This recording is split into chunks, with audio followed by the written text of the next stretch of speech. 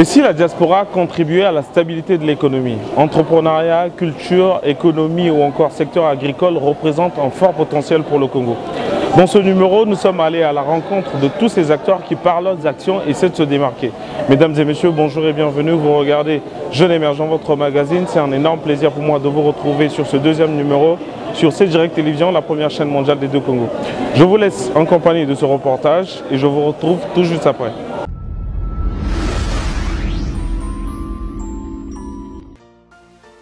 Et si le Congo, par sa diversité, devenait une référence mondiale?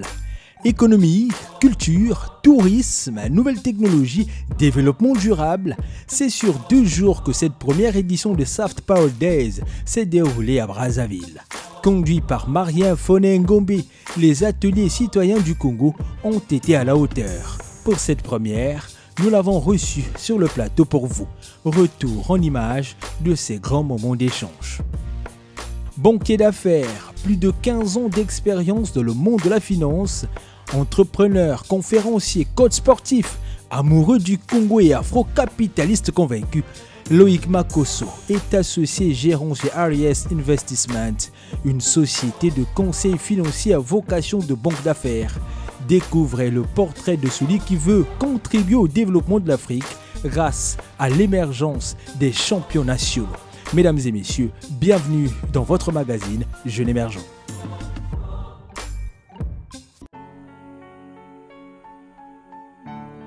Brazzaville, stade Alphonse Massamba Déba, 5h30. Aujourd'hui, comme chaque matin, les membres du bootcamp se réunissent pour une séance sportive afin de bien débuter la journée. Au programme, footing, pompe, abdos, burpee à volonté, le tout sur une musique sans arrêt. Animé par un coach sportif, mais également sous l'œil vigilant de Loïc Makosso, entrepreneur et président de l'association sportive Today Bootcamp, qu'il a créé avec des amis il y a 3 ans, dans l'optique de vouloir se maintenir en forme tout en repoussant ses limites physiques et mentales. Un esprit sain dans un corps sain.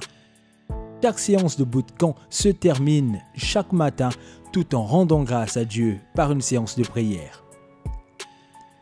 8h30, centre-ville Brazzaville, immeuble Arc. C'est depuis son téléphone que Loïc Makosso commence sa journée en répondant à ses mails dans l'ascenseur avant d'atteindre le 9e étage, siège d'Ariès Investissement, entreprise qu'il a créée il y a 10 ans et qu'il dirige avec son associé Régis Matondo. Diplômé en droit des affaires de l'Université de Lille 2 en France, son parcours a été enrichi par plusieurs expériences professionnelles en France, mais également au Congo. Banquier d'affaires, spécialisé en finance de projets d'infrastructure, expert en gouvernance entreprise, Loïc est particulièrement impliqué dans la vie des affaires locales. Il siège d'ailleurs au sein de différents conseils d'administration. Aujourd'hui, Ariès Investissement conseille une clientèle tant du secteur public que privé, domestique et international sous la structuration de leurs projets d'investissement en Afrique sur des secteurs tels que le télécom, les ressources naturelles, l'immobilier, l'énergie et les infrastructures. 10h30, Loïc Makosso a un rendez-vous important par visioconférence avec des investisseurs danois au sujet d'un projet d'investissement en Afrique centrale. Un défi de taille pour celui qui veut contribuer au développement du potentiel économique africain et participer à l'émergence de champions nationaux. À quelques minutes de là, nous sommes reçus par M. Calixte Tabangoli, DG de la BPC, la Banque Postale du Congo, qui, il y a quelques mois, a fait appel au service d'Ariès Investissement pour une levée de fonds importante. Voilà, nous avons exprimé un besoin important pour la Banque Postale du Congo, c'était celui de pouvoir disposer de concours longs, de prêts longs, pour nous permettre justement d'accompagner sur la durée un certain nombre de nos clients. Et nous avons pour cela fait appel au cabinet Aries Investment. Et il se trouve que dans ces processus-là, il faut savoir que ce sont des processus qui sont longs et parfois complexes, qui nécessitent de la part de ceux qui s'y engagent un certain professionnalisme. Et nous avons trouvé dans le cabinet Aries le professionnalisme, l'accompagnement dont nous avons besoin. Cela n'a pas été facile, mais je pense qu'il y est arrivé et de fort belle manière, puisque en mars dernier, nous avons pu donc signer cette convention qui nous a permis justement de pouvoir aujourd'hui accompagner ceux de nos clients qui avaient absolument besoin de ces concours. Donc la fierté de la Banque Postale par rapport à l'implication du cabinet Aries, c'est vraiment une grande fierté que nous avons, puisqu'il s'agit d'abord et avant tout d'un Congolais, M. Makosso, qui a, comme je le disais tout à l'heure, qui nous a accompagnés tout au long de ce processus, ce qui nous a permis au niveau des équipes de la Banque Postale, de se focaliser sur d'autres tâches tout aussi importantes. Donc, satisfait plein et entier. 13 h, la journée est loin d'être terminée. Nous retrouvons Loïc pour un déjeuner à Mamiwata, donné à l'occasion du départ de son ami, un directeur d'une firme agroalimentaire de la place. Autour de la table, des chefs d'entreprise, directeurs de banque et les proches collaborateurs. Il est 16 h, Loïc Makosso enchaîne avec une interview en ligne pour une chaîne de télévision camerounaise. En tant que conseiller de renom, il intervient souvent sur les questions qui concernent l'essor économique de l'Afrique. D'ailleurs, il sera à Londres au mois d'octobre pour parler des investissements dans les infrastructures. Nous l'avons reçu sur notre plateau pour en savoir plus et discuter de la vision à long terme d'Aries Investment. Poursuivre son action sans tenir compte du découragement ou encore des échecs antérieurs, tel peut se définir la persévérance aujourd'hui, qui est l'un des critères qu'on doit retrouver chez les jeunes entrepreneurs. Mesdames et messieurs, bonjour et bienvenue sur ce plateau avec moi, monsieur Loïc Makosso. Bonjour et bienvenue. Bonjour, merci pour cette invitation. C'est un plaisir pour nous de vous recevoir sur ce numéro de Jeunes Émergents Magazine. Alors aujourd'hui, vous êtes à la tête de Aries Investment et dans le monde de la finance, vous êtes une figure emblématique. Beaucoup de gens entendent parler de monsieur Loïc Makosso. Pour le grand public qui nous suivent, on aimerait bien savoir qui est réellement Loïc Makosso. Alors déjà, félicitations pour cette initiative que vous avez entreprise depuis quelques mois. Merci. C'est avec beaucoup d'intérêt que je suis les parcours que vous présentez. Alors pour faire bref, je me présente Loïc Makosso, j'ai 42 ans. Je dirige Aries Investment que j'ai créé en 2011. Enfin, je co-dirige parce que j'ai un associé, Régis Matondo, qui n'est peut-être pas vu dans le reportage, mais qui participe pleinement aux activités d'Aries, bien entendu avec mes collaborateurs. Donc Aries existe depuis 2011 et est réellement opérationnel depuis 2015. J'ai par le passé exercé comme juriste en financement de projets au sein de la Banque de développement des États d'Afrique centrale. J'ai travaillé comme juriste en droit pétrolier pour la SNPC et j'ai commencé ma carrière dans une société de gestion d'actifs qui gérait plusieurs fonds d'investissement à Paris. À l'issue, en 2003, à l'issue donc de mon master en droit des affaires que j'ai obtenu donc à Lille, il y a de cela quelques années maintenant. Et donc ça va faire un peu plus de près de 20 ans, que je suis dans le monde professionnel. 20 ans d'expérience, un parcours assez nourri et aujourd'hui vous vous retrouvez finalement à la tête de Aries Investment. Aries Investment par définition, et comment est né Aries Investment? Alors je me prépare à être entrepreneur depuis que j'ai l'âge de 15 ans.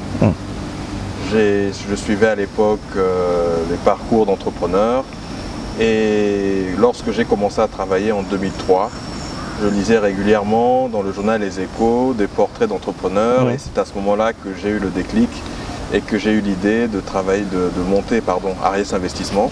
C'est d'autant plus qu'à l'époque, je travaillais donc pour une société de gestion d'actifs qui gérait des fonds d'investissement et je me suis dit, à le faire au Congo. Et donc c'est à ce moment-là que j'ai eu le déclic et que j'ai décidé de créer Ariès Investissement. Aujourd'hui, quel est le cœur d'activité principal?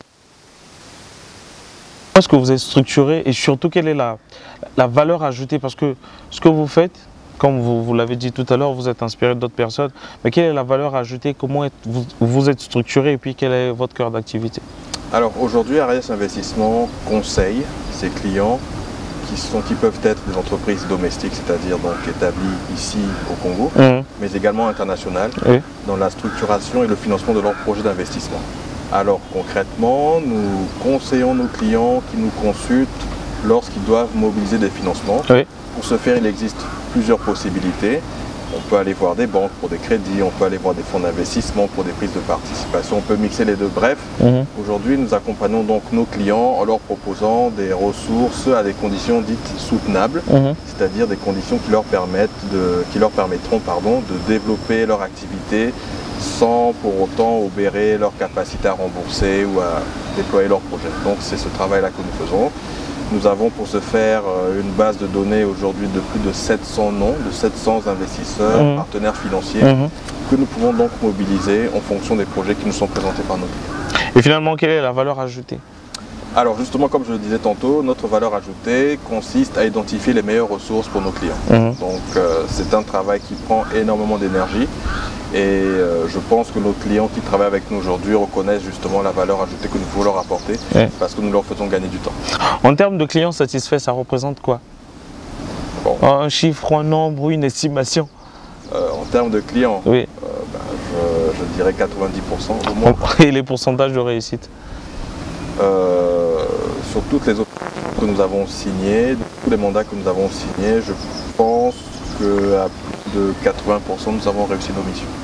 On va revenir sur toutes vos missions avec Ariès. Aujourd'hui, revenons un peu sur votre personne. Alors, vous êtes coach sportif. On venait de voir ce matin, on a fait sport avec vous.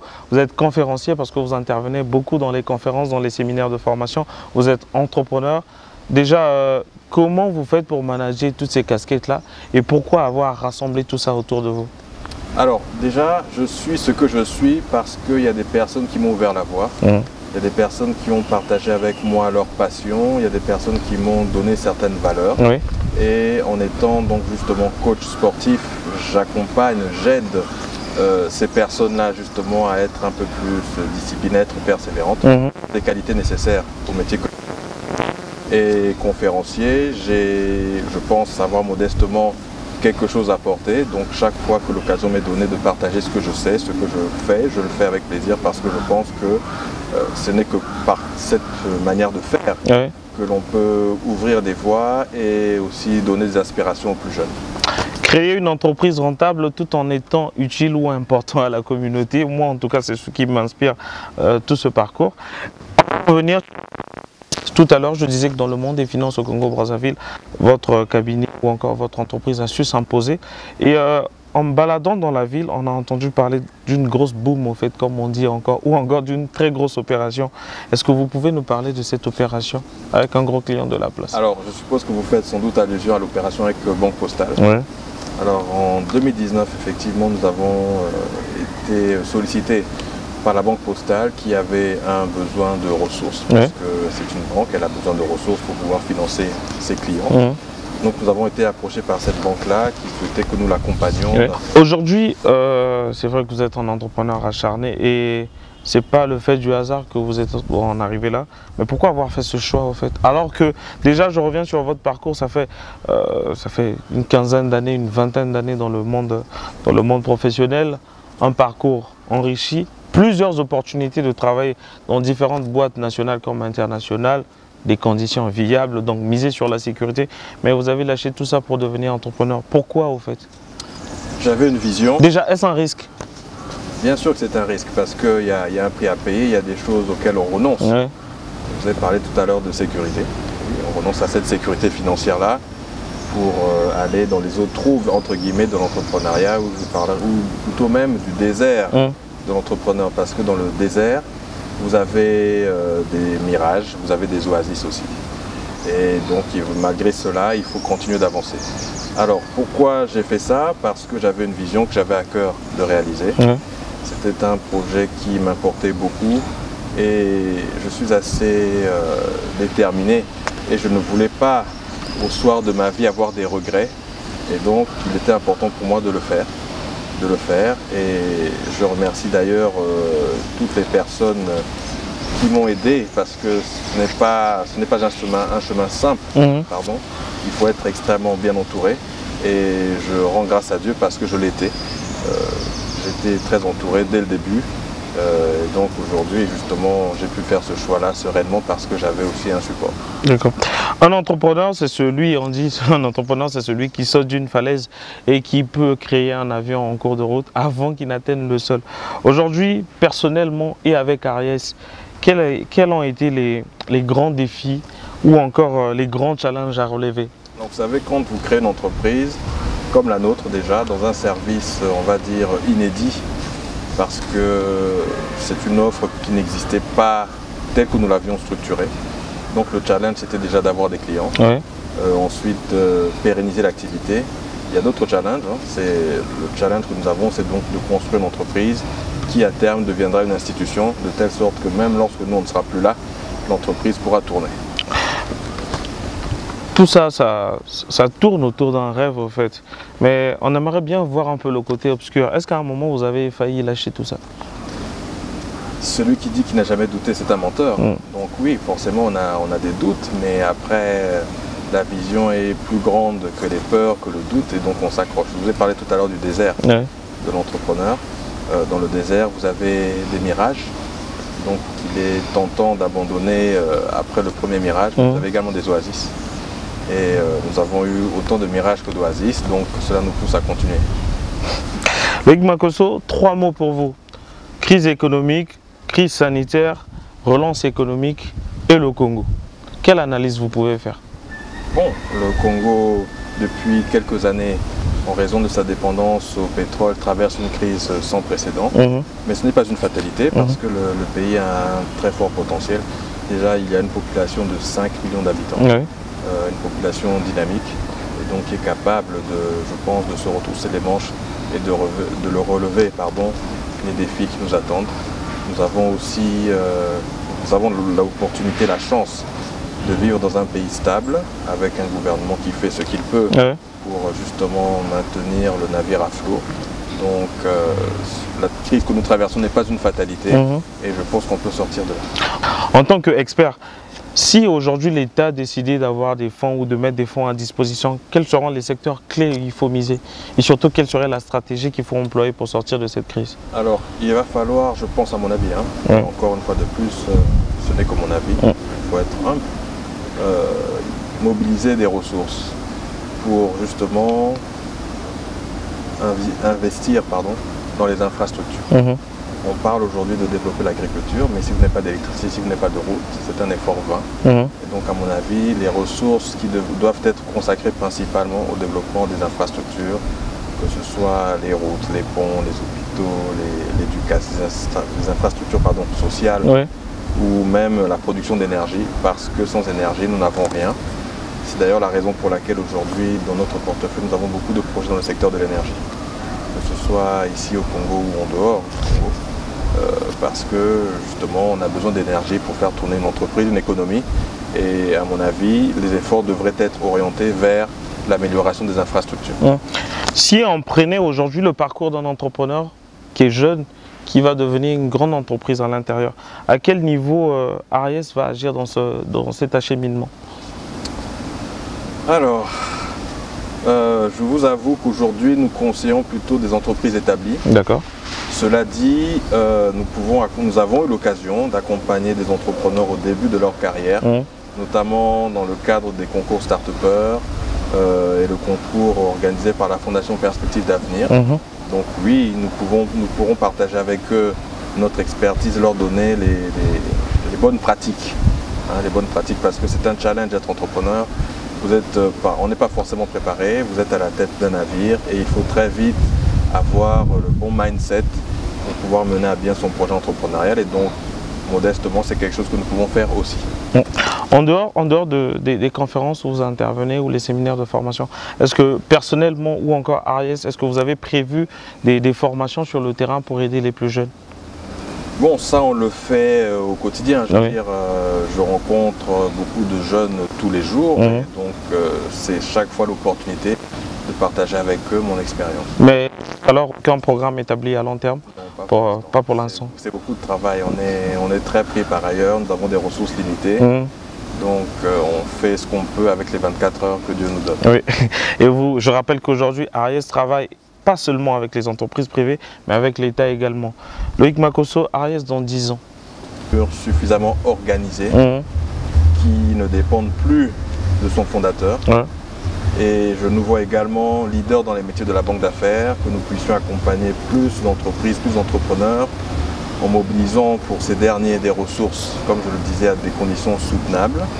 Donc être leader dans les métiers de la banque d'affaires, pouvoir faire plus de mobilisation de financement, pourquoi pas de privatisation, accompagner les gouvernements de la sous-région dans leurs challenges en termes économiques et financiers. Et enfin, être la porte d'entrée des investissements en Afrique centrale, parce que les challenges sont importants. Il va donc falloir mobiliser des investissements. L'Afrique centrale a un très fort potentiel qui intéresse beaucoup. Et donc nous aimerions être acteurs de ce changement-là. Acteurs du changement, c'est le mot que nous pouvons retenir. En parlant d'investissement, on peut parler de coopération. En parlant de coopération, nous pouvons également parler de l'étranger ou encore de la diaspora. Et si la diaspora contribue à l'économie? Loïc, je rappelle que vous avez également étudié à l'étranger, vous avez vécu à l'étranger, vous avez eu des opportunités à l'étranger, mais vous êtes quand même revenu à investir au pays. Un message à toutes les personnes qui nous suivent depuis la diaspora, parce que je rappelle que nous sommes sur C-Direct Télévision, la première chaîne mondiale des Deux-Congo. Un message à ceux qui nous suivent de la diaspora, mais bien sûr, un message aussi à tous ces jeunes qui vous prennent aujourd'hui comme modèle. Alors je dirais 3 mots, vision, audace et travail. Ne pas avoir peur de sa vision, mais plutôt travailler à la développer.